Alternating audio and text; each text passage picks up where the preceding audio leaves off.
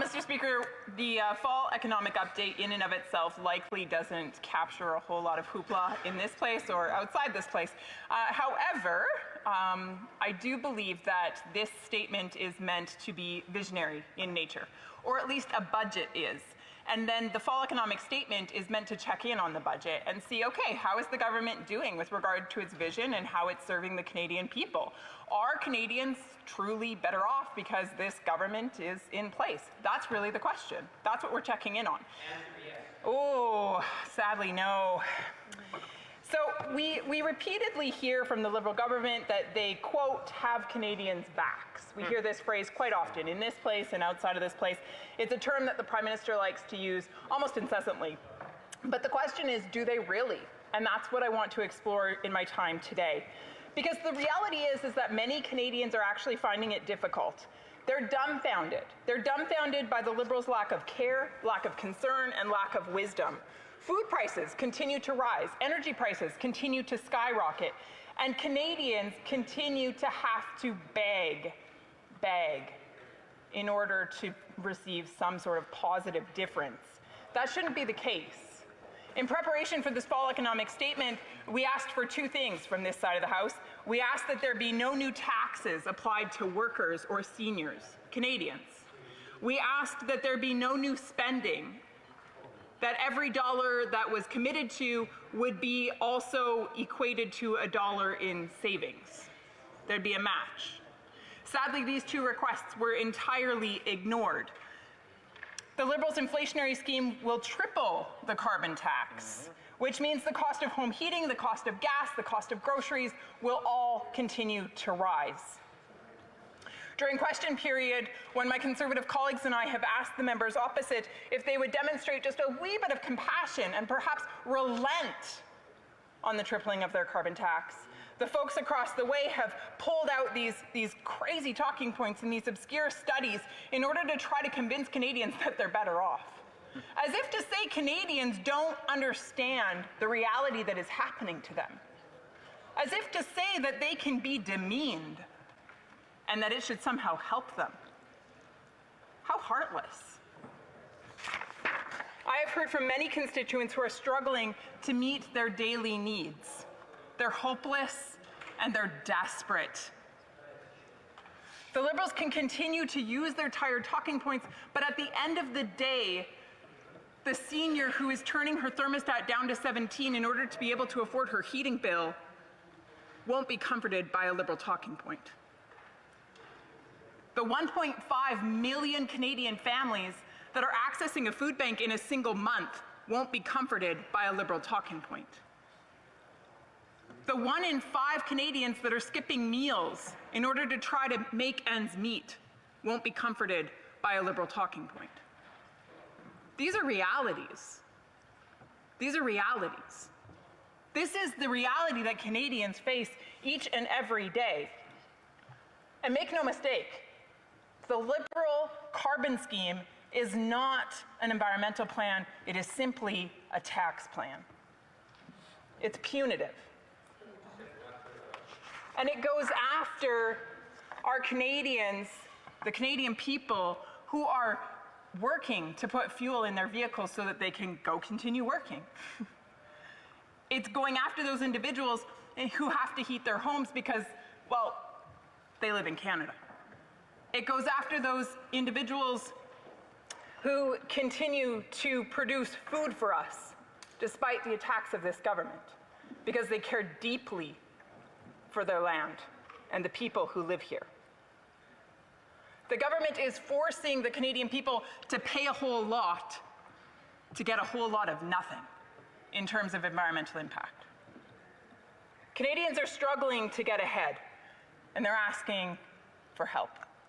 Not help in the sense of a government handout, but help as in actually, please back off.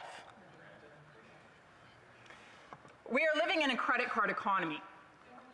We are consuming more than we produce, we are buying more than we sell, and we are borrowing from the world in order to buy from the world. We are sending money and jobs out to foreign countries, and we are bringing those goods back in.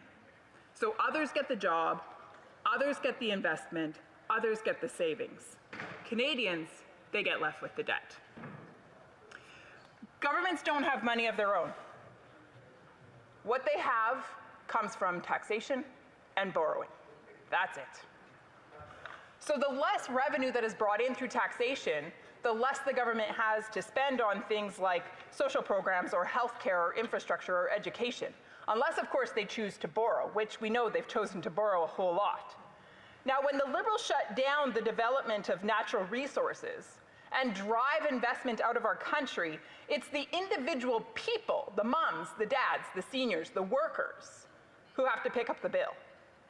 They're the ones that have to then carry an astronomical tax burden placed on them by this government.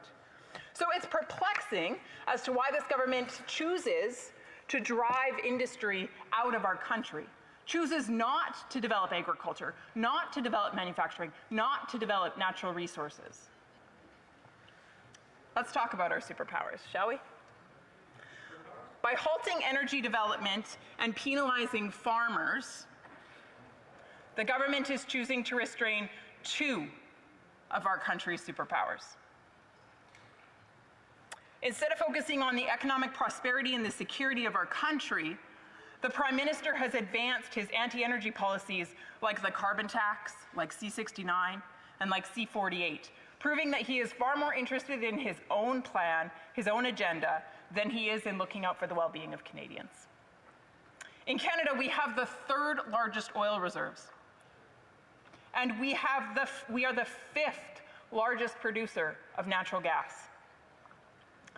The world needs more energy, and we have the answer. We just need the political will. We could be stepping up and taking our place as a leader on the world stage to meet the demand. We could displace the reliance on dictators' oil. But the Liberals have done all that they can to block our own energy sector and prevent us from thriving within this market space. The Liberals instead insist that Canadians as individuals should be picking up the tax burden. Hence, the cost of living continues to rise. Let's talk about agriculture. The production of food is another one of our superpowers. It's incredible. Canada has been blessed with abundance. In my constituency of Lethbridge, the bounty is incredible. We send produce all over the world. But instead of being proud of our producers, instead of being proud of our farmers, we have a government that wants to be punitive toward them, implementing a carbon tax on their ability to produce food, implementing reductions in terms of fertilizer use, which of course reduces the amount of food that can be produced. And this ridiculous policy certainly won't save the planet, but it definitely will cost Canadians a whole lot more, because it will drive up the cost of groceries, which means the Canadians will get punished too. The cost of food is already significant. The Liberals have added more debt to our country than all former governments combined. If we just let that sink in for a moment, it's pretty scary. And they try to say that they did it in the name of COVID, but when we look at their spending, we know that 40% of it actually has nothing to do with COVID. 40% of it has nothing to do with COVID. So they're just spending a whole lot of money just for the sake of spending. And of course, why wouldn't they? I mean, you know, you have $54 million on the Arrive Scam app, which could have been purchased for $250,000 and built over a weekend. You have $6,000 spent on a hotel room, including a butler. But the Liberals are able to spend like this because they know at the end of the day, they don't foot the bill, Canadians do. This is the type of government that we're staring at. But what I would be calling for is this. I would be calling for a government that puts the Canadian people first. Ronald Reagan famously said this. He said, "The greatest leader is not necessarily the one who does the greatest things. He is the one that gets the people to do the greatest things." Frankly, Mr. Speaker, Canadians are tired of being told by the Liberals to sit down and shut up. They're tired of being put on the benches. What coach benches his best players? Canadians are the problem solvers and the solution makers, the wealth generators that this country needs to get back on track. It's time to put the Canadian back in control of their lives. Questions and comments? Question and commentaire. The honourable member for Brampton North. Thank you, Mr. Speaker.